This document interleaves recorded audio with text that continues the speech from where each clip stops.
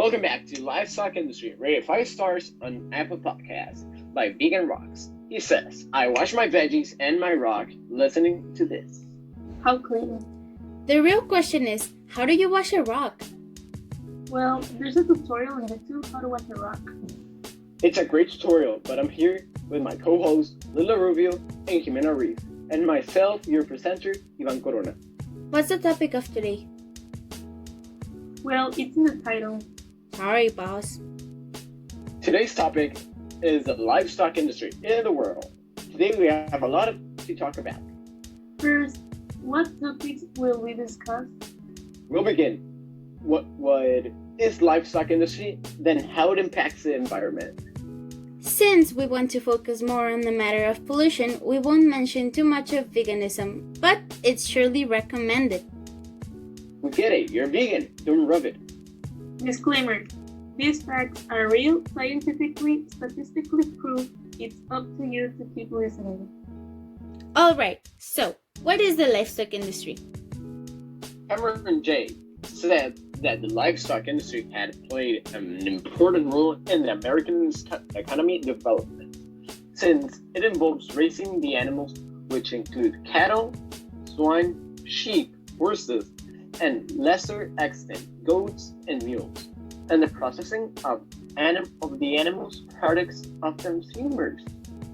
The history of American livestock begins with the European exploration of the New World, but the place and date usually accepted for the start of an organized effort to maintain herds is the establishment of Jamestown in 1670. At that time, it wasn't a big deal, since it was the people who took care of their own animals. Then it evolved to having butcher shops, then the industry started to be born. We can pinpoint exactly when, because it was a long process with different eras. As we can see, it grew more and more as it was required.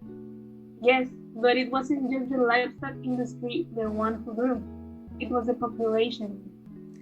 And that's how most of the industries were created, right? The need for some product went from barely to a bigger scale of thousands and thousands of people. Not just thousands, but billions. And there's when the real problem begins. Now, if humans hadn't taken it so far, the world wouldn't have been in this situation. Throughout the world, approximately 7 billion animals are reared and domestic animals annually, with more than 6 million animals killed for food each year, and approximately 56 billion mammals and birds slaughtered as well.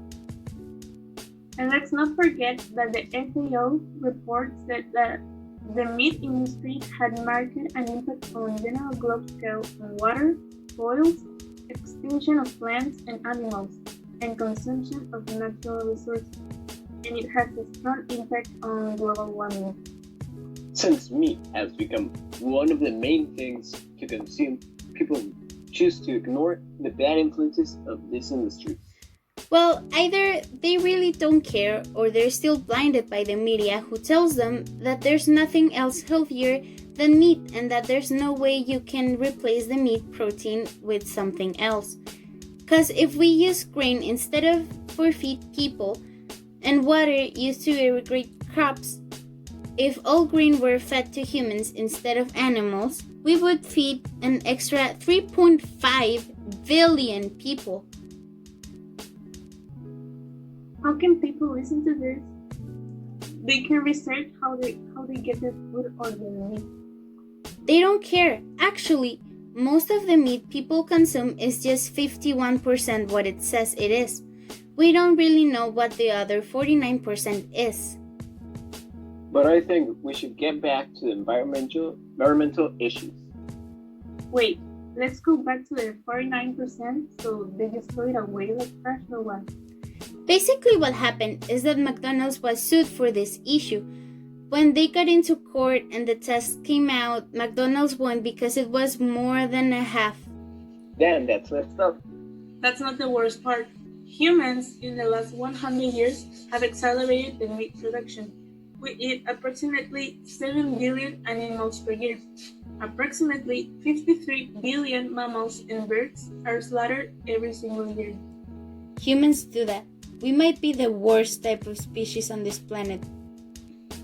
We might be the worst type of species on this earth. We destroy things in their path. Like, if we don't stop consuming animal products by 2050, we won't have any environment left, and we will destroy everything. We can destroy, but we can create some organizations called PETA or FAO. They help animals and agriculture so we don't destroy the earth so fast. Thank God. If these companies didn't exist, what would we be? Basically, if we switch to a more plant-based diet, we'll save up to 8 million lives a year worldwide by 2050. Indeed, my mate, I see we are running out of time. Tomorrow we'll keep reviewing this topic and getting to topics more complex and important. Okay, see you tomorrow, guys. Love you. Bye. And remember, kids, stay cool, stay in school.